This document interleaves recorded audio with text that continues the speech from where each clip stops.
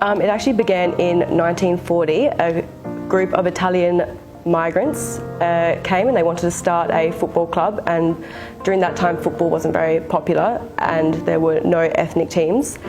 And so they started the club under the name Savoia, and that was in honour of the Italian family, and the team colours were red, white and green, in honour of the Italian flag as well. But then the club had to disband because World War II had started. But then in 1945 they gathered at Mario Balletti's store on Hindley Street and they started the club again, and the name Juventus was chosen by ballot, and in honour of the Juventus club in Torino, they chose the black and white stripes as well, and they entered the second division in 1946. They had to play with a navy blue strip and with a J on the top because during that time Port Adelaide had the black and white strip and no two clubs could have the same colour shirt. But then they gradually were allowed to wear the black and white strip like the Bianconeri in Italy. There was a period called the Golden Years, and that was from 1953 to about 1958-59, and the club won 6 premierships in 7 years, and in the years 1956, 57 and 58 the club was undefeated the whole time. In 1996 at the AGM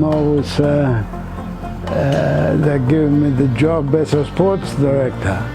And I've been since sports director for the last 10 years, 15 years. I've done everything. So I almost everything.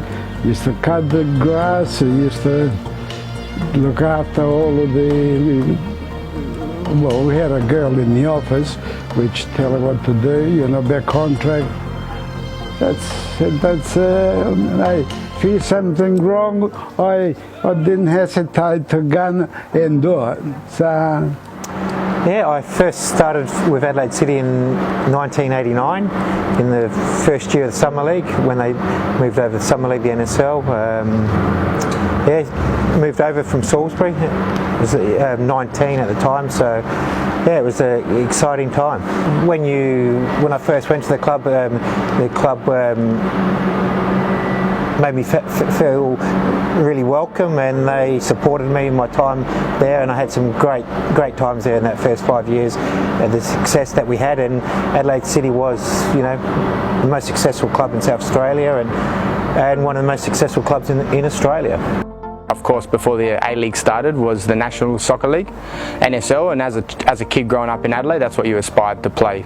So as a child, my experiences were growing up to play for Adelaide City in the National League, or West Adelaide, of course. Back in the day, I was very fortunate enough to come through the Adelaide City junior ranks and represent Adelaide City in the old National League. Adelaide City had a huge representation in the Australian national team back then, so it was a very historical club that produced a lot of high-end players, and in that era the National League was very strong.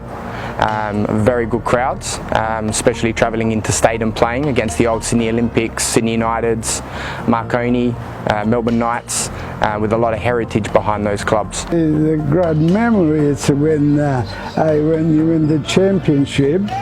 We was in Melbourne, and we beat the opposition. And that was the greatest moment. But then, when you win the 1-2, you get used to it and appreciate it. But the greatest moment was the first national championship.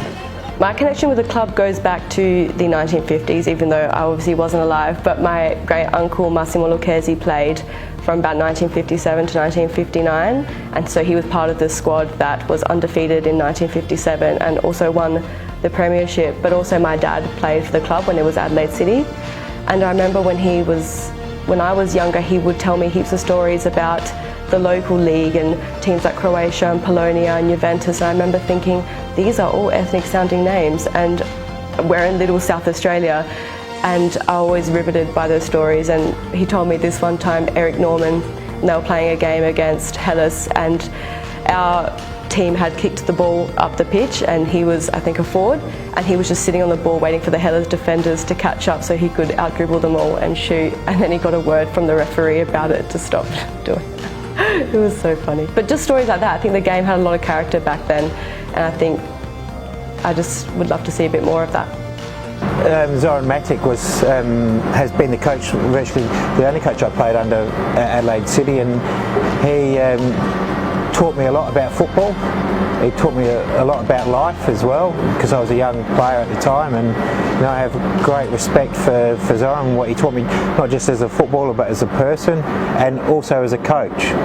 So now I'm in that coaching as a job, and a lot of the things that he taught me as a player I instill in the young players now that I'm coaching. I spend more time here to my own business.